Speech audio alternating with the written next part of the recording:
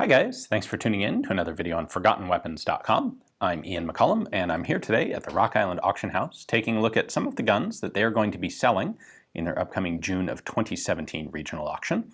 Yesterday we took a look at a couple of different Swedish Model 94 and 94/14 carbines. And today I want to take a look at another 94/14 carbine, except this one is marked and commonly referred to as an InterArms G33/50, which is a completely made-up designation, as it turns out.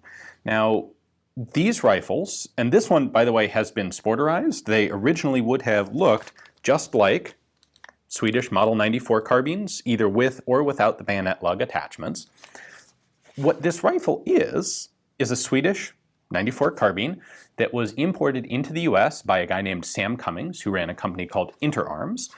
And what he chose to do was grind off the date markings on these Swedish carbines and replace them with the marking InterArms Co. G33/50. There are a couple other changes that he made as well. Most notably, what was a stock disc has been replaced with a different sort of disc, and we'll take a closer look at that in a moment. But there are two questions. What does this mean, and why did he do it? Well, what it means, unfortunately, is that the guns have lost much of their collectible value. To collectors today, just having that marking in lieu of the original manufacture date kind of ruins the gun. Now, it doesn't ruin it in terms of its actual shooting capability. There have been no actual mechanical changes made to these guns. So the downside is they're not so great for collectors. The upside is if you want a cheap and handy carbine in 6.5 Swede, which is a really nice little round, these G3350s are an excellent option because the prices are typically a lot lower, but they still shoot just as well. Now, why did he do this? There are a number of theories floating around on the internet. Some people say that ATF had limits on the number of carbines that could be imported, and so he made up a new designation in order to sneak the guns past the bureaucrats. I'm not sure I necessarily buy that. I haven't seen any explanation of what these supposed limits on importation were. I don't think that's the case. There's another explanation out there that the guns didn't meet the NFA minimum barrel length requirement at the time, which is true. When most of these were imported, the NFA set a minimum barrel length of 18 inches for rifles as well as shotguns.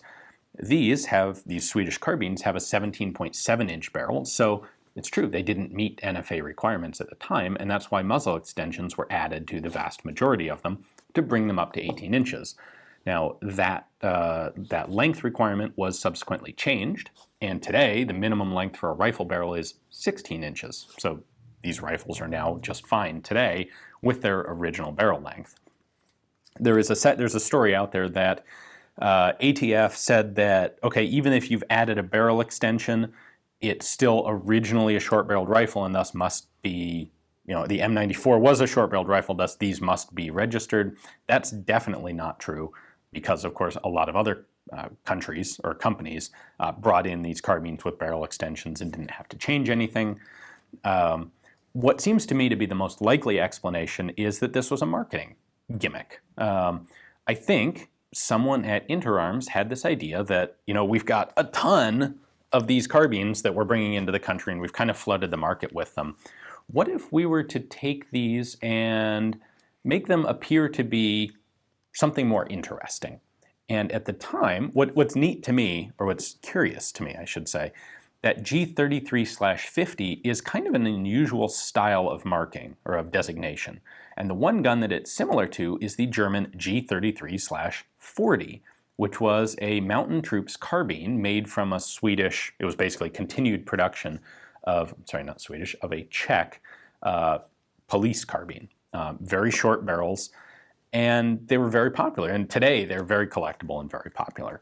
And I think what InterArms did was decide that they could come up with like the Swedish mountaineers carbine that they'd call the G33/50, and people might be more interested in buying those than a standard Model 94 carbine. Remember that this is long, long before the internet, and information was much harder to come by. If there might be a book or two out there that covered Swedish Mausers, and well, maybe you were getting the new and never before imported mountain carbine version that wasn't referenced in the books. And there's not a lot of good way to debunk this kind of idea if you don't know better. You'd have to find someone who was really an expert on Swedish Mausers and talk to them. You couldn't just look it up on the internet like you could today. So stunts like this don't work anymore. But in the 60s, when InterArms was importing these, I think that stunt probably would have worked. The other interesting thing about the way that this was put together is that it avoided the necessity of having any other import marks on the gun. So let's take a closer look at this and the stock disc, and I'll show you how that's the case. So here is an original 94 carbine, and here is one that has been modified into an InterArms G3350. So you can see the receiver crest is still intact, although this one's had some wear to the receiver there. The original Carl Gustaf's manufacturing mark is correct. What has been removed is just the date at the bottom, which has been replaced with this marking, InterArms Co. G33/50. Now, by federal law in the United States, there are a number of things that must be marked on rifles that are, or firearms that are imported. They must have, for example, the caliber, the country of origin, the model, and the manufacturer's name. And what InterArms did very cleverly with these conversions is they put all of that information on the gun without making any of it look like a standard import marking. So this disc, which originally would have contained the unit that the rifle was issued to, that disc has been tossed away and replaced with this new disc, which includes some totally different information. It says on the top, caliber 6.5mm Swedish, and on the bottom, made in Sweden. That very conveniently covers half of the import mark requirements, while still looking to the uninformed person like an original legitimate Swedish unit disc. No one, that's assuming that you don't look at this and wonder, why would the Swedes mark caliber 6.5 Swedish on their own rifles when they didn't use anything else? But the other two halves of the marking are actually on the receiver now.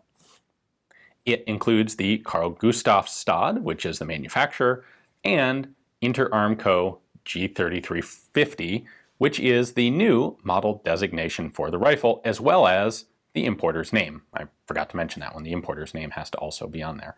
So by doing this, all of the required legal information is now on the gun. Kind of clever, if a little sneaky. And of course, when those new markings were put on, the receivers were reblued so that they don't look like they've been changed. Now, this particular example has been sporterized in addition to the marking changes done by InterArms.